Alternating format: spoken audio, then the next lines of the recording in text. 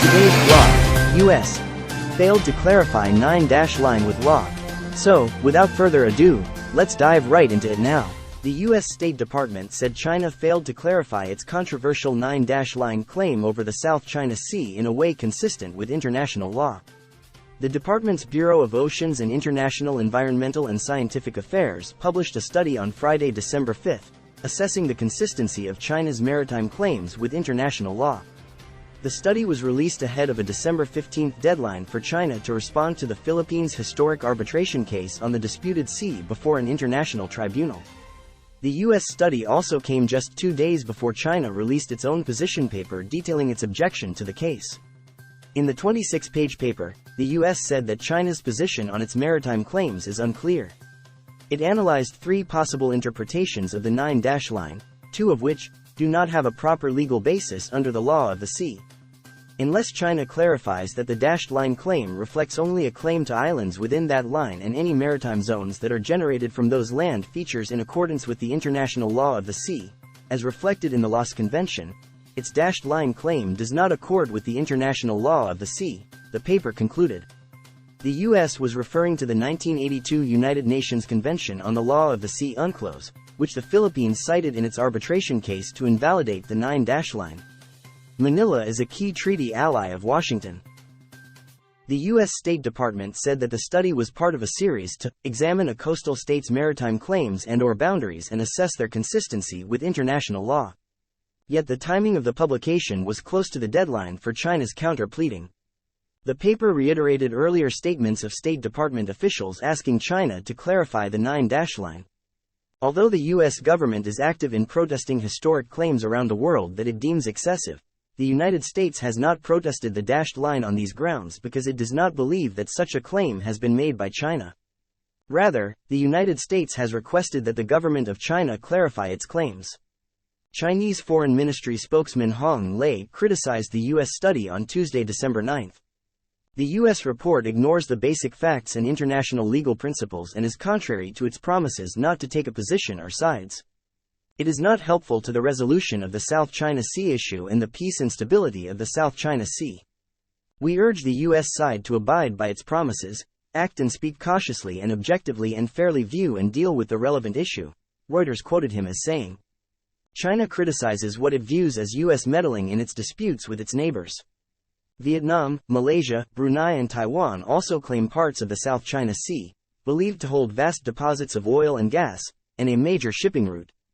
Beijing claims almost the entire South China Sea, citing the contentious line to assert indisputable sovereignty. Declaring the line inconsistent with UNCLOS is the main claim of the Philippines in its arbitration case. Failing legal test. The U.S. study analyzed the 9-line using 3 interpretations: as a claim to islands, as a national boundary, and as a historic claim.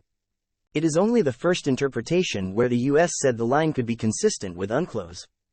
As to the third interpretation, the paper said the line failed each element of a legal test. No open, notorious, and effective exercise of authority over the South China Sea. No continuous exercise of authority in the South China Sea. No acquiescence by foreign states in China's exercise of authority in the South China Sea. The law of the sea does not permit maritime entitlements to be overridden by another state's maritime claims that are based on history. To the contrary, a major purpose and accomplishment of the convention is to bring clarity and uniformity to the maritime zones to which coastal states are entitled, the paper stated. On the second interpretation of the line as a national boundary, the State Department said that this too is inconsistent with international law. Moreover, dashes 2, 3 and 8 that appear on China's 2009 map are not only relatively close to the mainland shores of other states, but all or part of them are also beyond 200 nautical miles from any Chinese-claimed land feature, it said. While China released a position paper on the arbitration case, it was silent on the merits of the Philippines' claim questioning the 9-line. Instead, it chose to focus on jurisdiction or technical issues on the admissibility of the Philippines' claims. Battle of papers? Although the U.S. is not a party to the dispute in the arbitration case, scholars said its paper contributed to discussion on the issue. It is a must-read for anyone interested in maritime security, the law of the sea, or China's foreign policy, said the Intrepidor, a blog of the Australia-based think tank Lowy Institute for International Policy. China's position paper is also sparking debate. American international law professor Julian Koo urged the Philippines to respond by releasing its pleading or memorial. As a legal document, China's position paper is very well done and is the best legal analysis of the jurisdictional issues in the Philippines arbitration I have seen coming out of China, and certainly from the Chinese government, he said on the legal blog Opinio Juris. I'm sure the Philippines will be tempted to release at least the jurisdictional portion of their brief as well. I hope they do, since the public reaction to their legal arguments will be just as important as any ruling the tribunal makes, Koo added. As shown on map 4 to this study, the dashes are generally closer to the surrounding coasts of neighboring states than they are to the closest islands within the South China Sea. In other words, the distances between the dashes and the islands are generally farther than the aforementioned distances to the surrounding coasts. At their closest points, the dashes are 84 nanometers from the nearest island within the Paracel Islands, -1 to Triton Island, more than 46 nanometers from the nearest island within the Spratly Islands, -5 to Half Moon Shoal, and nearly 75 nanometers from Scarborough Reef, -7. Some of the dashes are far from the nearest islands within the South China Sea. For instance, -3 is 235 nanometers from the nearest such island, which is Spratly Island. -4 is 133 nanometers from Louisa Reef. -8 is 179 nanometers from the closest island on Scarborough Reef.